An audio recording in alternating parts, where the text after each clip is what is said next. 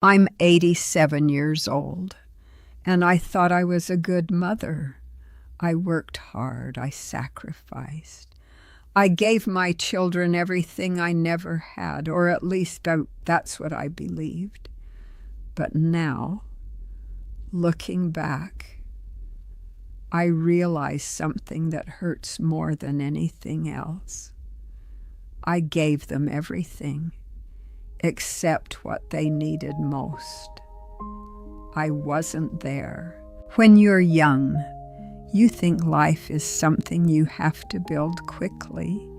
You get married, you prepare for children, and when they finally come, you tell yourself you're ready, but you're not. No one is.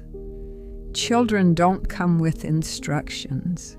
They come with needs that you only understand years later. We loved them deeply, more than anything, and because of that love, we wanted to give them everything: opportunities, education, a better life than we had. So we worked harder, longer hours, more effort, because we thought that's what good parents do. But there's something no one tells you. All the preparation in the world doesn't protect your children from life. They will struggle, they will fall, they will suffer. And when that happens, what they want most is not what you gave them. It's you, your presence, your time, your voice. And many times, I wasn't there. I was working, I was busy, I was providing, and I thought that was enough, but it wasn't. Then comes the guilt, and it doesn't come all at once. It comes slowly, in quiet moments. You start remembering the things you didn't notice at the time, the moments you rushed through, the times they tried to talk to you, and you were too tired, or too distracted, or already thinking about the next thing you had to do. You remember the look in their eyes when they wanted your attention, and you gave them something else instead. A toy, an activity, a solution, anything but yourself. We filled their lives with structure, classes, schedules, endless opportunities. We told ourselves we were helping them, preparing them, giving them everything they would need to succeed. And maybe we were. But at the same time, we were quietly removing something essential. Time, unstructured time, time where nothing is happening, but everything is being built. Time where a child feels seen, heard, safe, loved. We believed that if we gave them enough, it would make up for what we couldn't give. But it doesn't work like that. It never did. Children don't measure love in what you provide. They measure it in how often you are truly there, not in the room, but present. And I learned that too late. I was raised in a strict home: discipline, respect, clear boundaries. There were things we could not do, and things we had to do. And I remember thinking, when I grow up, I will be different. I will be softer, more understanding, more flexible. I didn't want my children to feel restricted. I didn't want them to feel what I thought I had felt. So I gave them more freedom, more choices, more space to figure things out on their own. But years later, my own children told me something I was not prepared to hear. Mom, you should have been stricter. And that stayed with me, because deep down, I knew they were right. Scripture says, whoever spares the rod hates their child, but the one who loves their child is careful to discipline them. That's not about punishment, it's about guidance, about shaping, about protecting. Because a child left completely to themselves is not free. They are lost. And I believed something the world kept telling me, that love meant letting them choose everything, that love meant stepping back.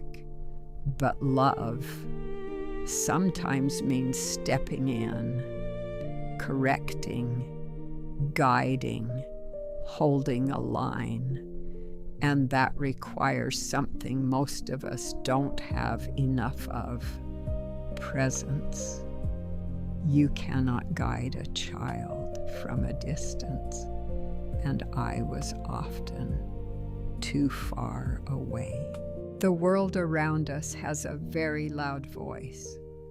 It tells you what a good parent looks like. It tells you what your children need. It tells you how to raise them. And if you're not careful, you start listening more to that voice than to the quiet truth inside you. Give them everything. Keep them busy. Let them find themselves. Don't be too hard. It all sounds kind. It all sounds wise. But much of it is empty. Because children don't need a perfect system. They need a present parent. They don't need endless activities. They need connection. They don't need unlimited choices. They need direction. And I confused those things. I thought I was doing what was best, but I was following a culture that did not understand the heart of a child. And I see it now in so many families. Parents exhausted, children disconnected, homes full, but hearts distant. And it doesn't have to be that way. Now I have grandchildren, and God, in His mercy, gave me something I didn't have before. Time, unhurried time. I sit with them. I listen to their stories, even when they don't make much sense. I watch them play. I answer their questions. And sometimes I just sit beside them in silence. And I realize this is what they needed all along. Not perfection, not more things, not a better plan. Just someone who is there, fully there.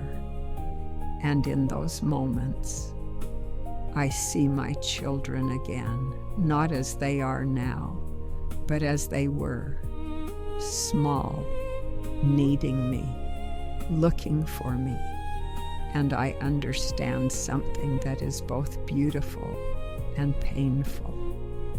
Time cannot be taken back, but it can still be redeemed, and I thank God for that, because without Him, this kind of regret would crush you, but with Him, even regret can become wisdom. So if I can tell you something after 87 years of life, it would be this: you need far less than you think to raise a good child. Your children do not need a perfect life. They need a present parent.